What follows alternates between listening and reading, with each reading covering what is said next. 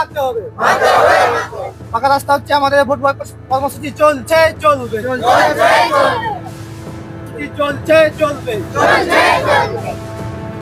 আমাদের দাবি মানতে হবে।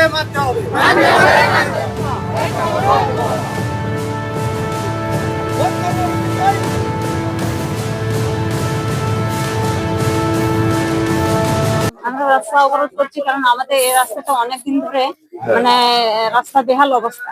সেই জন্য আমরা অবরোধ করতে চাইছি। আবার ছাগুলিয়াতে আমরা অবরোধ করেছিলাম একবার, কিন্তু সে তখনও মানে পিডিও সাহেব প্রতিশ্রুতি দিয়ে গেছিলেন যে না 3 মাসের মধ্যে রাস্তা করে দিব, কিন্তু আমাদের সেই রাস্তা হয়নি। সেই জন্য আমরা এখনো চাইছি যে এই ভোটের আগে যদি রাস্তাটা যদি না করে দেওয়া হয় তাহলে আমরা ভোট বয়কট করতে বাধ্য হচ্ছি, আর দেব না। অসুবিধা এই রাস্তা দিয়ে এই ধরুন ছাগুলিয়া থেকে ধরুন পাঁচমোড়া কলেজ যেতে হচ্ছে, তাহলে কলেজের ছেলে মেয়েরা যায়। আবার এখানে সারেস কানাল স্কুলে হাই স্কুল আছে, এখানে মানে এইচএস এর সেন্টারও হচ্ছে, মাধ্যমিকের সেন্টার হচ্ছে, তাহলে ছেলে মেয়েদের অসুবিধা মানে অনেকই অসুবিধা। আমাদের বাচ্চা শিশু ছেলে মেয়েরা যায় স্কুল, তারা হয়তো এই কাছাড় খেয়ে পড়ে যাচ্ছে, এরকম অবস্থা। আবার বর্ষার দিনে তো বেহালেই অবস্থা, মানে 1 হাঁটু জল দাঁড়িয়ে থাকে এই রাস্তা। আমার নাম হচ্ছে সরলা সরেন। অবস্থা গোটাটাই খারাপ, রাস্তা 1 হাঁটু ডোবা। আজ 15 বছর ধরে কোনো ইয়া হয় না, শুধু গেলে প্রতিশ্রুতি দিচ্ছে। বিডিও আসছে, বিডিও সাহেব আসছে, ডিএম আসছে। আমরা রাস্তা অবরোধ করেছিলাম ছাগুলায়, হ্যাঁ, দিয়ে প্রতিশ্রুতি দিয়ে গেছিল যে 2 মাসের মধ্যে করে দেবো, কিছুই করেনি। যে রাস্তাতে চলাচল করা যাচ্ছে না, ওটা আমরা নিজেরা গর্তগুলা ভিটিয়ে যাচ্ছি। আমরা যেত সামনে কলেজ আছে, আচ্ছা স্কুল আছে, বাচ্চা ছেলে মেয়ে স্কুলে যে আসতে বেতন অসুবিধা। ওই বাচ্চা ছেলেরা সাইকেল নিয়ে আসছে, পড়ে যাচ্ছে, কার হাত ভাঙছে, কার পা ভাঙছে। আমার নাম অরুণ মাঝি।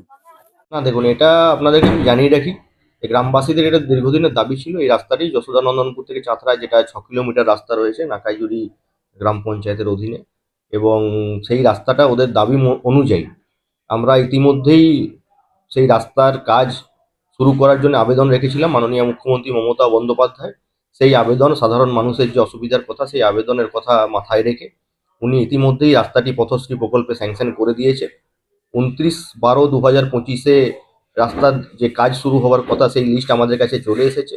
রাস্তার কাজ অতি দ্রুততার সাথে শুরু হবে, আমরা এই আশা রাখছি। আপনারা দেখেছেন কেন্দ্রীয় সরকার সমস্ত টাকা বন্ধ করে দিয়েছে, এবং তারপরেও যা কাজ 2011 সালের পর থেকে মাননীয় মুখ্যমন্ত্রী মমতা বন্দ্যোপাধ্যায় বলেছিলেন, সেই সমস্ত কাজ আজও কেন্দ্রীয় বঞ্চনা, কেন্দ্রীয় যেভাবে রাজনৈতিক প্রতিহিংসার কারণে কেন্দ্র এবং বিজেপির সরকার যেভাবে পশ্চিমবাংলার মানুষকে হেনস্থা করার চেষ্টা করছে, অর্থনৈতিকভাবে ভাতে মারার চেষ্টা করছে, তারপরেও মাননীয় মুখ্যমন্ত্রী লড়াই করছেন। এবং এত প্রকল্পের কাজ, সেটা আমাদের পাড়া আমাদের সমাধান থেকে শুরু করে পথশ্রী সমস্ত প্রকল্পের কাজ ইতিমধ্যেই মানুষের জন্য শুরু হয়েছে। এবং যে রাস্তার কথা আজকে আপনারা বলছেন, মানুষের দাবি মেনে মাননীয় মুখ্যমন্ত্রী মমতা বন্দ্যোপাধ্যায় পথশ্রী প্রকল্পে রাস্তার কাজ স্যাংশন করে দিয়েছেন, এবং খুব তাড়াতাড়ি রাস্তাটি কাজ শুরু হবে।